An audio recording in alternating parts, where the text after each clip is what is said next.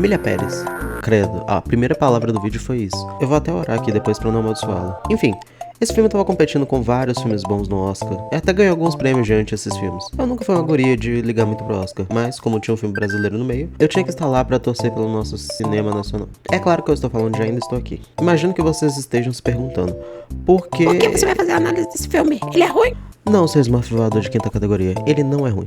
Ele é um filme muito pertinente que retrata a época da ditadura militar no Brasil, que se você não sabe, foi uma época de merda. É louco ter muita gente que pensa que deveríamos voltar pra isso. É aquilo, né? A arte imita a realidade, né?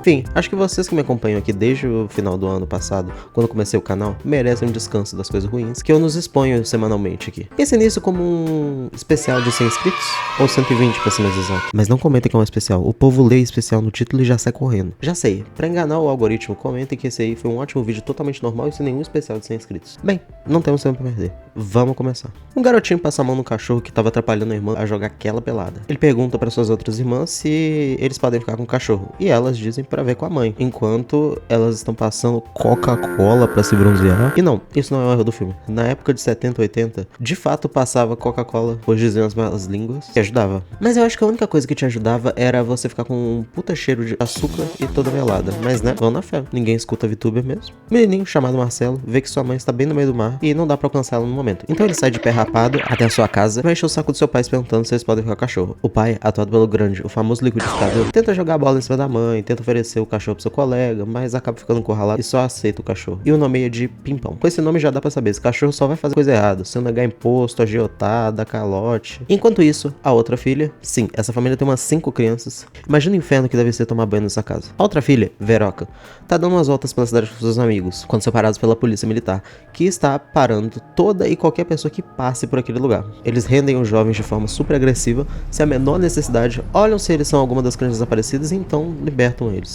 A Veroca, ao voltar pra casa, tava com o cu na mão e, com razão, né? Uma porra dessa deve estragar seu dia por completo. E passa no noticiário que um embaixador foi sequestrado e houve muitas prisões injustas com a desculpa de que é pra achar quem sequestrou o embaixador. Eunice, a mãe da família, decide mandar todo mundo pra cama pra não expor suas crianças aos absurdos que ocorriam no país. No dia seguinte, eles vão numa sorveteria que sempre frequentam e conversam da ida da Veroca a Londres, com alguns amigos da Eunice e do Rubens, o pai. Neste momento, você pode ver como eles são uma família feliz. Tem suas falhas, claro, mas são uma família feliz. Eles vão ver os amigos em questão que vão levar a Veroca, que oferecem pra família inteira e junto com eles pra Londres, visto que o Brasil está cada vez mais perigoso. Mas Rubens insiste que não vai acontecer nada com eles e rejeita o convite do amigo. E chama ele de filho da puta.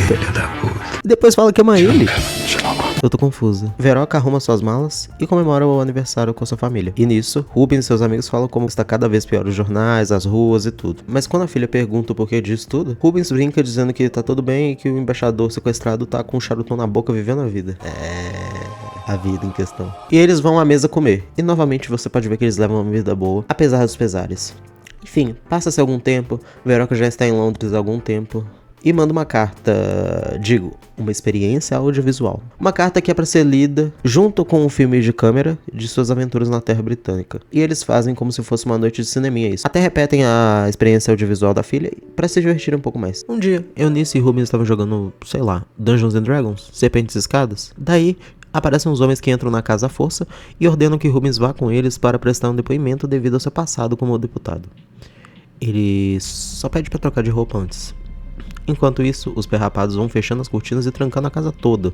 Sua filha, que recém voltou da praia, então pergunta pro pai onde que ele está indo. Mas mesmo assim, ele prefere proteger ela da realidade do que expor ela. Então esse caba feio aí começa a julgar o gosto musical da família, que inclusive é muito bom, da Kim Jong-un gay, né? Então, levam ele e a casa fica em completo lockdown. Quem entra não sai de novo. Quando o Eunice dá conta, eles passam a noite toda aí, sem nenhum sinal do Rubens. E os filhos, claro, perguntando por ele. Eles dormem na casa dos pais, que é o sobrenome da Eunice e do Rubens. Esses sanguessugas do caralho, mano. E na manhã seguinte, além do Rubens não voltar, eles exigem que a Eunice e a filha adolescente vão depor também. Irmão, que caralho tu acha que um adolescente vai depor? Enfim, exigem que a Eunice identifique certas pessoas que ela conhece. Ah, e lembrando, a resposta que ela dá não pode ser qualquer uma, mas sim a que eles querem ouvir. Então, claro, ela não entrega de mão beijada todos os amigos dela, e então é mandada pra uma prisão perpétua, e a Eunice fica lá, em condições precárias por uns 10 dias ou mais, sem saber o que houve com sua filha, que foi com ela. Após muitos dias sofridos, ela finalmente é solta por esses filhos da puta, pra finalmente voltar a ver sua família. Ela vê que no estacionamento do exército o carro do Rubens está lá,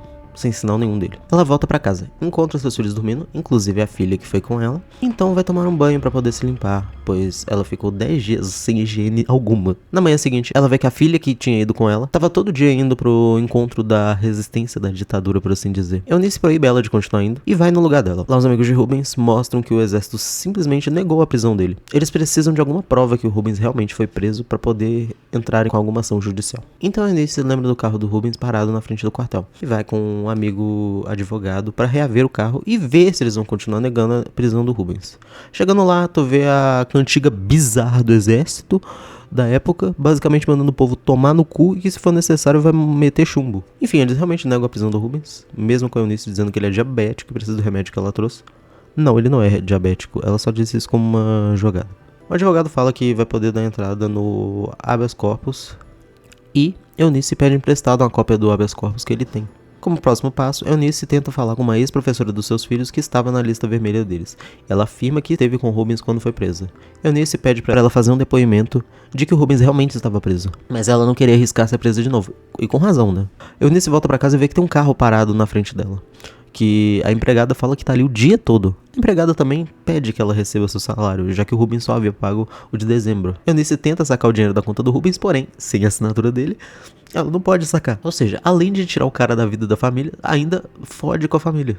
Como eles vão sustentar assim, do nada? Eunice vai conversar com o parceiro de trabalho do Rubens, e ele diz que Rubens estava sim ajudando em algo que o governo não gostaria.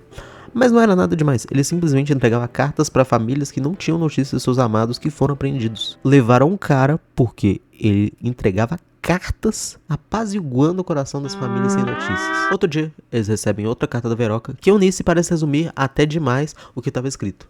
Mas antes que pudessem ler o que de fato estava na carta, Pimpão é atropelado na rua. O cara que atropelou saiu raspado. E Eunice, vendo que os caras que estavam de tocaia na casa dela ainda estavam ali, foi numa crise de surto e começou a bater no carro deles, mandando eles ir embora. Então, eles vão sem fazer sequer uma expressão de remorso. Voltando pra casa, sua filha, que foi presa junto, leu a carta da Veroca, que dizia estar ansiosa por não saber o que estava acontecendo em sua casa, com notícias de que o Rubens foi preso. Sua filha fica com raiva que Eunice não disse nada pros seus irmãos e chama ela de mentirosa. Eunice então bate na filha e manda ela ir pro quarto. Numa noite qualquer, alguém vai na porta dos Paiva e deixa um envelope. Era a ex-professora com um depoimento escrito que esteve na mesma prisão que o Rubens. E na manhã seguinte, Eunice está tão confiante que vai tirar o marido dela da prisão injusta que ela fala que vai levar todos pra sorveteria, coisa que eles não fazem há muito tempo. Ela então vai à praia, nada um pouco e Rubens morreu em guerra.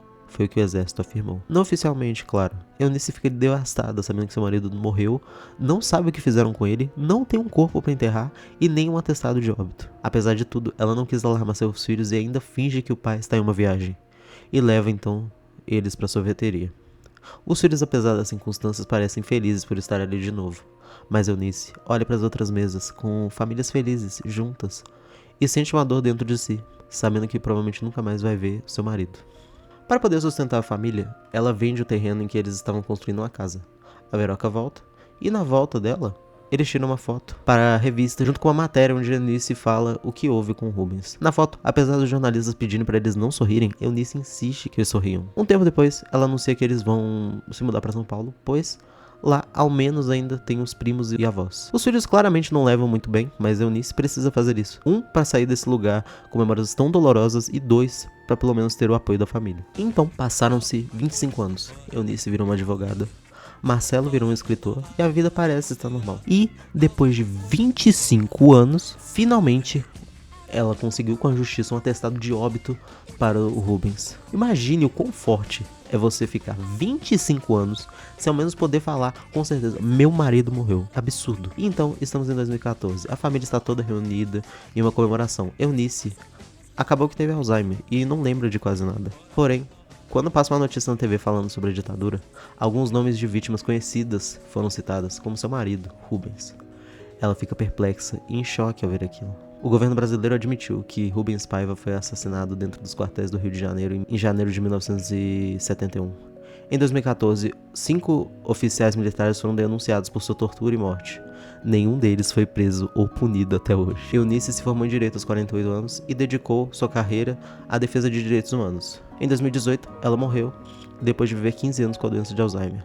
E sim, isso foi uma história real. Marcelo Paiva escreveu um livro detalhando essa tragédia que ocorreu. Não só com eles, mas provavelmente com diversas outras famílias, coisas iguais. O fato que ninguém foi punido por isso é de se enojar. E bem, meus amores, foi isso. Me desculpem pelo vídeo um pouquinho mais sério. Eu compenso semana que vem. Beijocas. Tchau, tchau.